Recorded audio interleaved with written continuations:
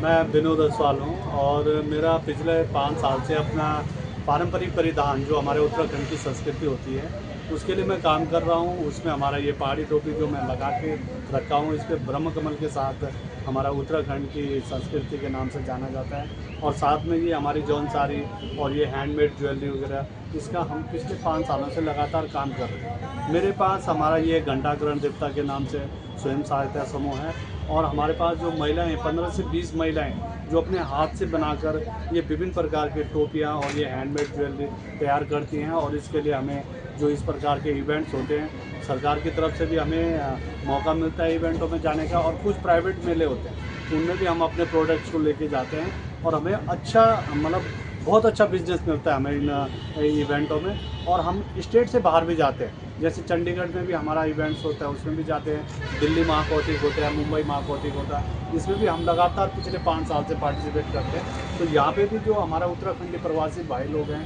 हमारे जो प्रवासी लोग हैं, फैमिलियाँ हैं, वो बहुत अच्छे ढंग से हमारे उत्पादों को खरीदते हैं और बड़ी खुशी होती है जब हम इन इवेंटों में जाते हैं।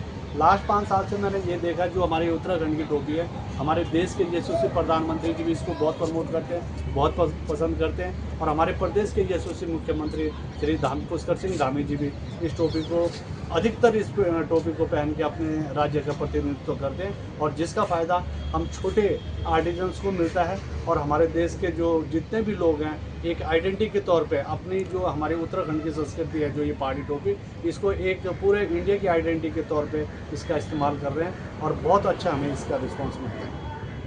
कार मिला कितनी महिलाओं को?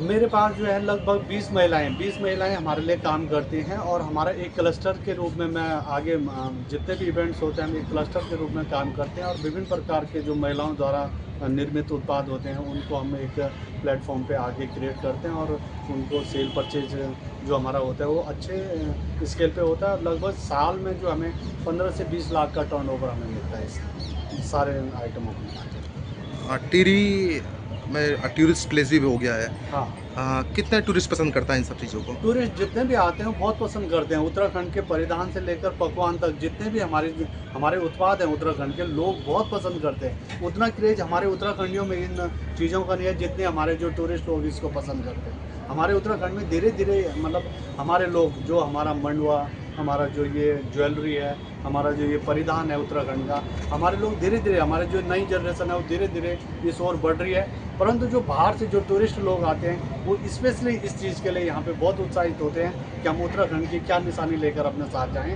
तो उनको हमारी उत्तराखंड की ये पहाड़ी टोपी, ब्रह्म कमल वाली टोपी बहुत पसंद आती है, और वो अपने लिए भी और अपने सगे संबंधियों के लिए भी उत्तराखंड से ये टोपी जरूर खरीद के ले जाते हैं। टोपी के अलावा क्या है और? टोपी के अलावा हमारे पास पहाड़ी ज्वेलरी भी है। हमारे पास यहाँ पे हम पूरे प्रोडक्ट लेके नहीं आते।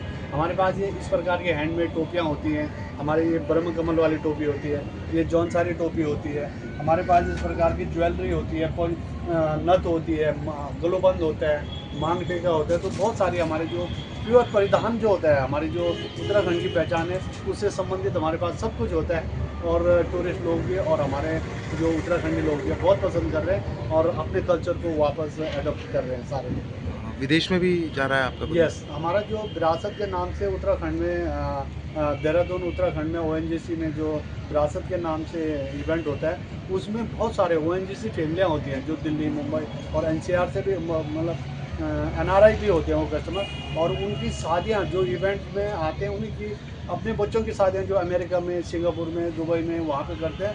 तो वो हमारे उत्तराखंड की स्पेशल बारातियों के लिए और अपनी आइडेंटिटी के लिए हमारी पहाड़ी टोपी खरीद के ले जाते हैं, बहुत शौक से ले जाते हैं।